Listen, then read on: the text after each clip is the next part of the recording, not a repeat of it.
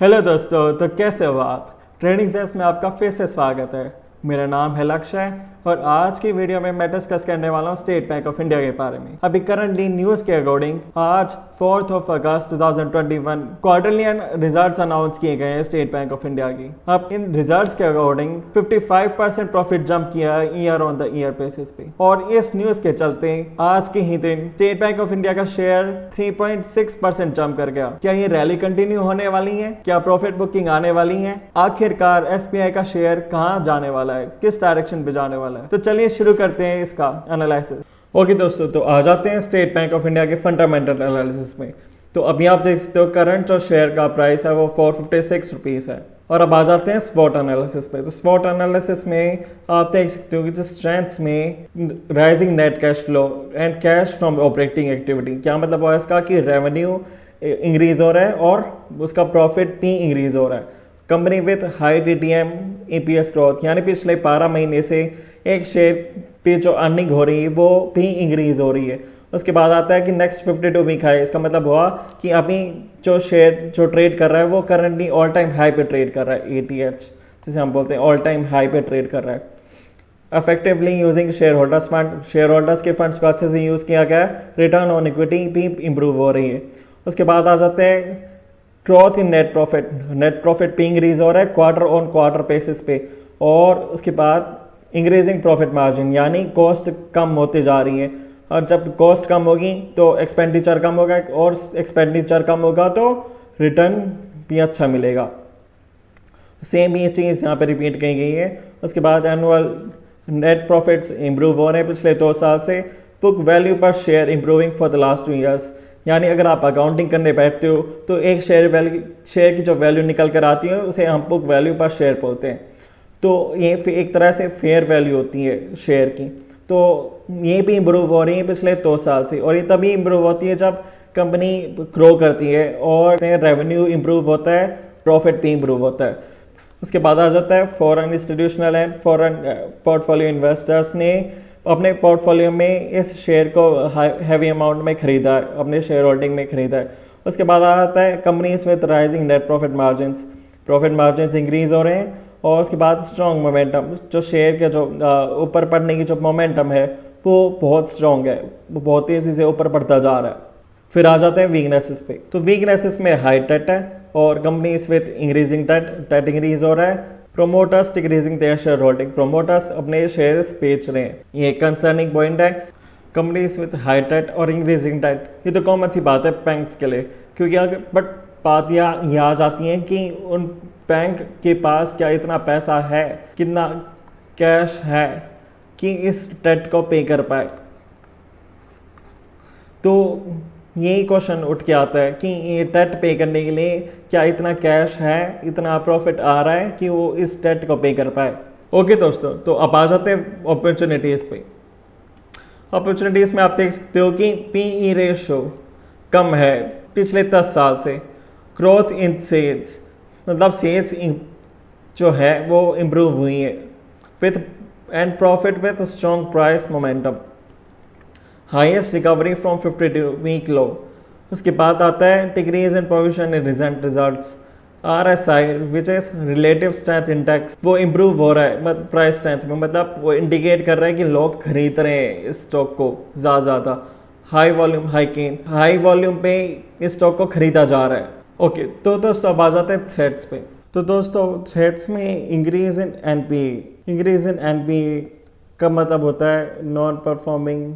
इन assets का increase होने का मतलब ये है कि ये कुछ ऐसे एसेट्स हैं जो परफॉर्म नहीं कर रहे। अब परफॉर्म करने का मतलब ये कि कैश फ्लो जनरेट नहीं कर रहे हैं। अब जब कैश फ्लो जनरेट नहीं करेंगे तो रेवेन्यू आना बंद हो जाएगा, और रेवेन्यू आना बंद हो जाएगा तो कंपनी को प्रॉफिट नहीं होगा, राइट। तो दिस इज द थ्रेड। तो ये तो थे आपके स्वॉट analysis. It's full of strengths and opportunities. फिर नीचे आ जाते हैं रेशियोज पे। ओके दोस्तों, तो आप देख सकते हो कि अर्निंग्स पर शेयर 25.11 रुपीज़ है। अगर 25.11 को अगर हम 20 से मल्टीप्लाई करें तो 502 रुपीज़ निकल के आता है।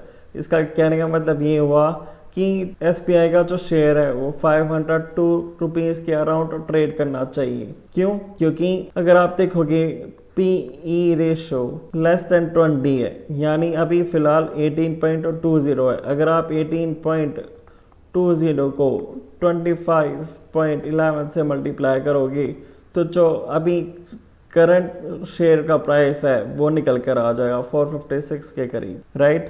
तो नॉर्मली कन्वेंशन के अकॉर्डिंग PE रेश की जो रेशो होती है वो 20 के अराउंड होनी ही चाहिए। और आप देख सकते हो प्राइस टू बुक रेशो 1.56 है, जो कि लेस देन है 3 से। थोड़ा सा ओवर वैल्यूड है बट हाईली ओवर वैल्यूड नहीं है, तो still there is a space. Okay guys, तो अब आ जाते हैं रेवेन्यू के ट्रेंड पे। तो आप देख सकते हो कंटिन्यूसली रेवेन्यू इंक्रीज होता जा रहा है। अब आ जाता है प्रॉफिट पे। अब आप देख सकते हो कि प्रॉफिट एक्चुअल में कितनी तेजी से इंप्रूव हो रहा है, राइट। अब प्रॉफिट इंप्रूव होने के रीजंस ये हो सकते हैं कॉस्ट कटिंग की गई है। ओके दोस्तों, तो अब आ जाते हैं शेयर होल्डिंग में। शेयर होल्डिंग पैटर्न में फॉरेन इंस्टीट्यूशनल इन्वेस्टर्स ने जून 2021 के क्वार्टर में अपने शेयर होल्डिंग्स बढ़ा ली है। आप देख सकते हो 9.94 से 10.34 तक आ गया। अब देखते हैं डोमेस्टिक इंस्टीट्यूशनल इन्वेस्टर्स की share holding pattern.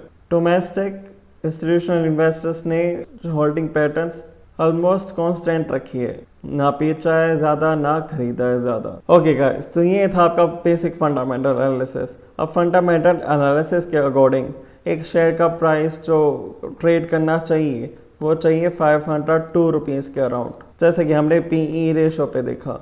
Okay guys, तो आप आ जाते हैं टेक्निकल एनालिसिस में। तो आपके सामने खुला हुआ है वीकली चार्ट, एक कैंडल वीक को रिप्रेजेंट करती है। तो सितंबर 2010 से लेकर के मार्च 2020 तक 346.30 लेवल एक स्ट्रॉन्ग रेसिस्टेंस की तरह काम करता था।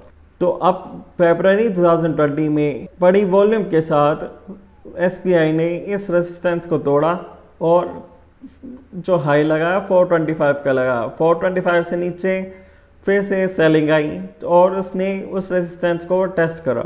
अब रेसिस्टेंस जब भी टूटता है तो एक सपोर्ट की तरह काम करता है और वैसा ही हुआ।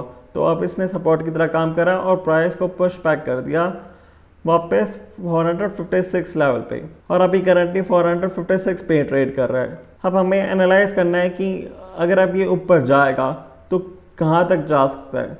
ओके गाइस, तो आप एनालाइज करने के लिए पहले तो हमें चेक करना पड़ेगा कि स्ट्रेंथ है कि नहीं है। तो आप ये देख सकते हैं रिलेटिव स्ट्रेंथ इंडेक्स से। ओके गाइस, तो आप ये देख सकते हो कि स्ट्रेंथ तो है, क्योंकि जो बुल रन के अकॉर्डिंग किसी भी स्टॉक को अगर एनालाइज करना होता है तो रिलेटिव स्ट्रेंथ इंडेक्स में उसकी वैल्यू 70 से ऊपर होनी चाहिए, और वैसा ही है 70 से ऊपर है। और तो हम ये कंक्लूड कर सकते हैं कि स्ट्रेंथ तो है। तो अभी कहाँ तक जा सकता है ये एनालाइज करते हैं। उसके लिए हम यूज़ करेंगे trend based Fibonacci tool. Alright guys, तो ट्रेंड बेस्ड फिबोनाची टूल के अकॉर्डिंग जो पहला टारगेट होने वाला है वो होने वाला है 515 रुपीज़ के अराउंड। सेकंड टारगेट जो होने वाला है वो है 570 रुपीज़ के अराउंड।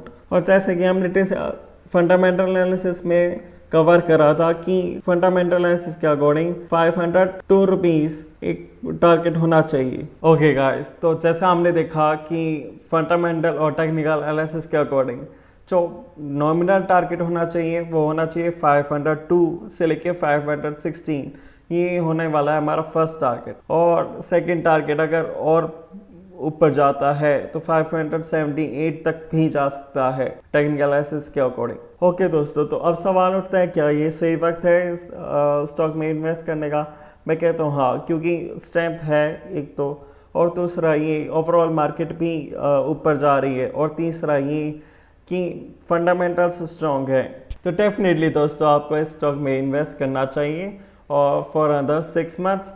और आपका जो सपोर्ट रहने वाला है वो रहेगा 417 से लेके 420 तक। और अगर 417 से नीचे जाता है तो फिर बहुत नीचे तक जा सकता है। तो आप अपना स्टॉप लॉस 417 के नीचे ही लगाना, और आपका जो टारगेट रहने वाला है वो रहने वाला है 502 to 516 रुपीज़। तो मैं उम्मीद करता हूँ कि आपको ये वीडियो काफ़ी अच्छी लगी होगी, आपको मज़ा आया होगा और काफ़ी इंफॉर्मेटिव लगी होगी। अगर ऐसा है तो please put a thumbs up to this video and definitely subscribe to my channel. It helps me a lot and motivates me a lot. So thank you so much. See you in the next video.